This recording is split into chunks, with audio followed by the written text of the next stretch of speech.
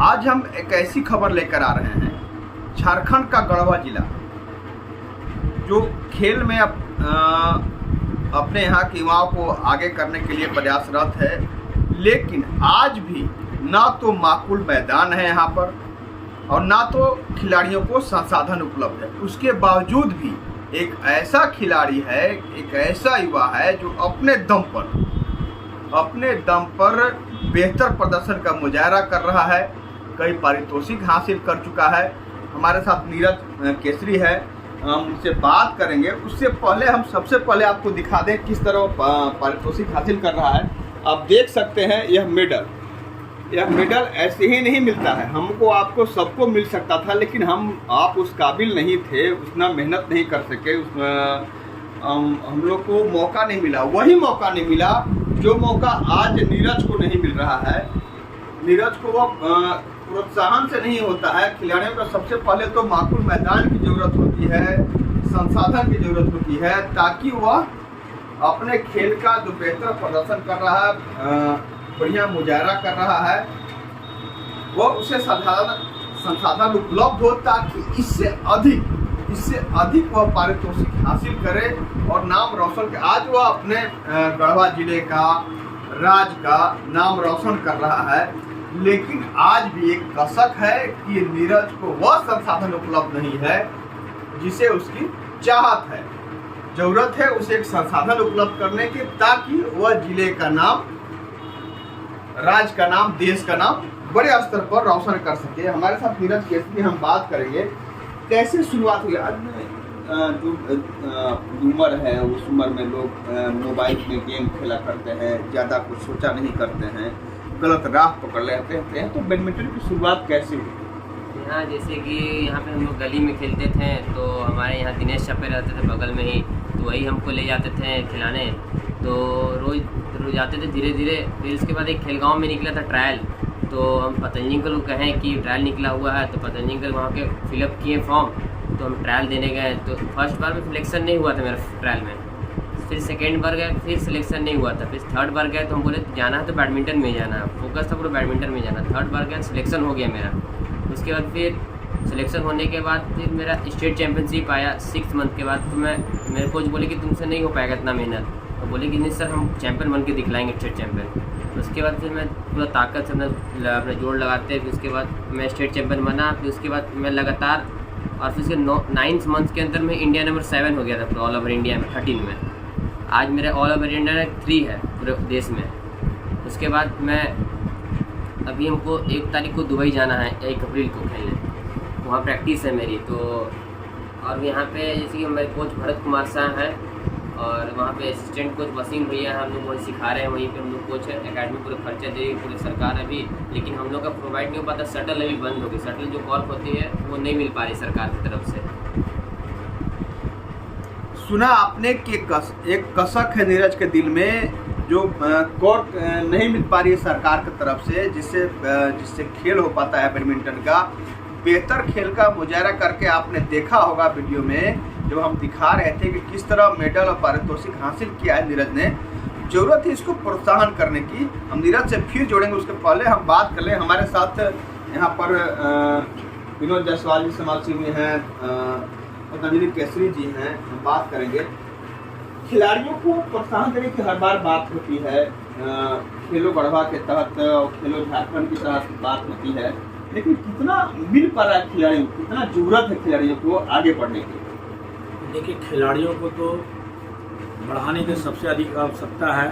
गढ़वा मेरा एक ऐसा मिट्टी है, यहाँ खिलाड़ियों की कमी नहीं है, लेकिन जो रूपरेखा हमारे जनप्रतिनिधि तक पहुँचाया जाता है, वैसा यहाँ के जो संसाधन उन्हें व्यवस्था नहीं कराया जाता है।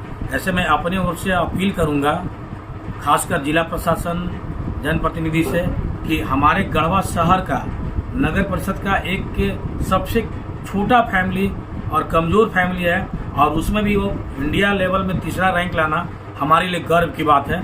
इस गर्व को बचाने के लिए हम लोग सब लोग मिलकर और प्रशासन से आग्रह करेंगे कि ऐसा करें कि पूरे देश में इनका नाम रोशन करें।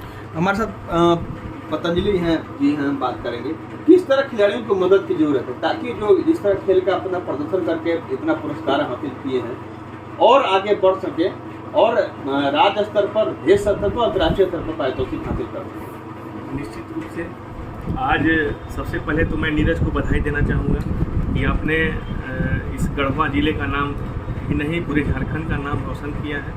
और साथ ही साथ मैं सरकार को भी धन्यवाद देना चाहूँगा कि आज जो मैं परिवेश देख पा रहा हूँ, विगत जब से मैं यहाँ पे जब से मैं होश संभाला हूँ, आज जो माननीय मंत्री जी के मिथिलेश जी के कार्यकाल में जो हम अभी देख रहे हैं कि स्टेडियम भी बन रहा है और बहुत तरह की उनका थोड़ा झुकाव खेल के प्रति मैं देख पा रहा हूँ, तो मैं उन्हें भी धन्यवाद देना चाहूँगा और आग्रह भी करूँगा कि इस हो सके तो और जितना भी हो सके हम लोग प्रतिभावान बच्चे गढ़वा में बहुत हैं, हर क्षेत्र में है, वो फुटबॉल का क्षेत्र हो, बैडमिंटन क्षेत्र हो, क्रिकेट का क्षेत्र हो, और आपका माननीय मंत्री जी का उसमें जो हम देख रहे हैं योगदान भी बढ़ चढ़ के हो रहा है, तो और उसको कैसे हम लोग अच्छे से कर पाएँ इसके प्रति हम लोग आगे बढ़ें। और नीरज जैसे जितने भी प्रतिभावान खिलाड़ी गढ़वा के हैं उनको कैसे आज जैसे बहुत ही गर्व की बात है कि इंडिया लेवल पे रैंक पे तीसरे स्थान पर, यह बहुत ही निश्चित रूप से हम लोग के लिए गर्व की बात है।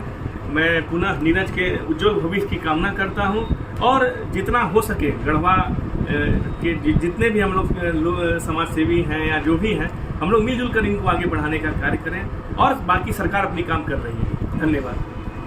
सही बात है, सरकार अपने स्तर पर खेल को बढ़ावा देने के लिए प्रयासरत है। आपने सही कहा पतंजलि जी कि गढ़वा विधायक से सूबे के मंत्री के बारे में अक्सर बात आती है कि खेल को बढ़ावा देने के लिए वो प्रयासरत हैं। हम चाहेंगे कि जब वो ये खबर देखें तो नीरज को निश्चित रूप से मदद करें ताकि नीरज के अंदर जो खेल की प्रतिभा है वह प्रतिभा और परवाज ले और वह जिले का नाम देश स्तर ही नहीं बल्कि विश्व स्तर पर रोशन करें। कहाँ पर कसर हो रही है, कहाँ पर परेशानी आ रही है आपको आगे बढ़ने में और खेल को आगे बढ़ाने में? जैसे कि मेरी परेशानी आ रही है, जैसे कि ऑल इंडिया रैंकिंग खेलने जाते तो अभी स्पॉन्सर नहीं मिल पाती है, तो स्पॉन्सर के लिए भी एक अंकल खड़े हुए हैं मेरे लिए, बालाजी, तो वो स्पॉन्सर करते हैं हमको। तो हर रैंकिंग मतलब कि 6-7 होती है रैंकिंग ऑल ओवर इंडिया में, तो रैंकिंग खेलते हैं तो मेरे डायरेक्ट एंट्री मिलती है, क्वालिफाइंग मेन रो रहती है, मेरी डायरेक्ट एंट्री होती है ऑल ओवर इंडिया में, तो उसमें मेरे खर्चे लगते हैं, अपने पैसे लगते हैं, तो वो नहीं हो पाती है हम लोग पास सर पापा लोग से, तो एक रैंकिंग खेलने में 10,000 लग जाती है हमसे हम, और यहाँ पे उसके बाद फिर उससे इंटरनेशनल सिलेक्शन होता है, तो वो नहीं खेलेंगे हम टूर्नामेंट तो मेरा रैंक नहीं आगे आएगा, फिर घट जाएगा, तो वो रैंकिंग खेलना बहुत ही जरूरी, इसी से एक्सपीरियंस डेवलप करता है, इसी से इंटरनेशनल सिलेक्शन हो सकता है मेरे। आप अभी तक नीरज कहाँ खेले और किस स्तर पर खेले, कितनी बड़ी प्रतियोगिताएं थी, इसमें पारितोषिक हासिल किया? मैं SGFI नेशनल स्कूल गेम्स में सिल्वर मेडल पाया था बेंगलोर में, और अभी जयपुर में मैं क्वार्टर फाइनल खेला था, जो जयपुर में, और गोवा में भी मैं क्वार्टर फाइनल खेला था। गोवा, बेंगलोर, चेन्नई, मैं मुंबई सब जगह मैं खेल चुका हूँ यहाँ पर बैडमिंटन। अभी आप दुबई जा रहे हैं? हाँ। कौन सी प्रतियोगिता है वहाँ? ये वो इंटरनेशनल सिलेक्शन ट्रायल है उसमें, वहाँ पे 1 तारीख से वहाँ पर जाना है। वहाँ पर जाने के लिए क्या परेशानी आपके सामने? वो परेशानी जैसे कि खर्च नहीं मिल पाती है, तो ऐसी परेशानी आ रही है। आपने सुना कि देश स्तर पर जो भी प्रतियोगिताएं आयोजित होती है, नीरज, अब हम आप सब मध्यम वर्ग के परिवार से आते हैं, तो किसी तरह परिवार चला पाना, बच्चों को पढ़ा पाना या अपने सामने कठिनाई आती है। वैसे में अगर बच्चा हमारा खेल रहा है तो उस खेल को प्रोत्साहित करते हुए आगे बढ़ाना एक मध्यम परिवार के लिए कितनी बड़ी बात होती है, आप बेशक समझ सकते हैं।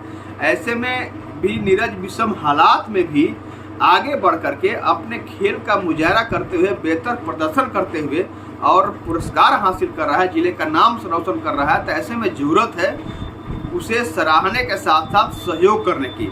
हम चाहेंगे यहाँ के जो विधायक हैं, मंत्री हैं सूबे के मिथिलेश ठाकुर, साथ ही सरकार को खेल की बढ़ावा देने की अक्सर बात होती है, तो आप निश्चित रूप से नीरज को मदद करें ताकि जो दुबई जा रहे हैं, दुबई जाने के लिए, दुबई कोई नज़दीक नहीं है, आप बेशक समझ रहे हैं, बताने की जरूरत नहीं है। देश स्तर पर जितनी प्रतियोगिताएं आयोजित हुई उस प्रतियोगिता में किसी तरह शामिल होकर के नीरज विषम हालात में भी और बेहतर प्रदर्शन किए। अब जरूरत है वहाँ पर मदद करने की ताकि इनका खेल कूद ना पड़े, इनके खेल की प्रतिभा जो है वो पीछे ना हटे और आगे बढ़कर परवाज करे और आगे बढ़ करके अपने जिले का नाम, अपने राज्य का नाम और देश का नाम रोशन करें। कैमरामैन सोनू के साथ आशुतोष रंजन, बिंदास न्यूज, गढ़वा। अब आपके शहर गढ़वा में गुणवत्तापूर्ण शिक्षा के लिए एकमात्र विद्यालय ऑक्सफोर्ड पब्लिक स्कूल, जहां बच्चों के लिए डिजिटल क्लासरूम, एसी क्लासरूम, प्रत्येक बच्चों के लिए आधुनिक computer lab, indoor outdoor game, dance class, music class, बस की सुविधा, साइंस लैब के साथ साथ वर्ल्ड क्लास इंफ्रास्ट्रक्चर, प्रशिक्षित शिक्षकों के द्वारा एनिमेटेड वीडियो के माध्यम से पाठ्यक्रम को सरल बनाकर अंग्रेजी माध्यम से शिक्षा प्रदान कराई जा रही है। Admission open. Class pre nursery to class 8, 4th session 2023-24। Oxford public school, address Narayanpur, Tandwa, Garhwa.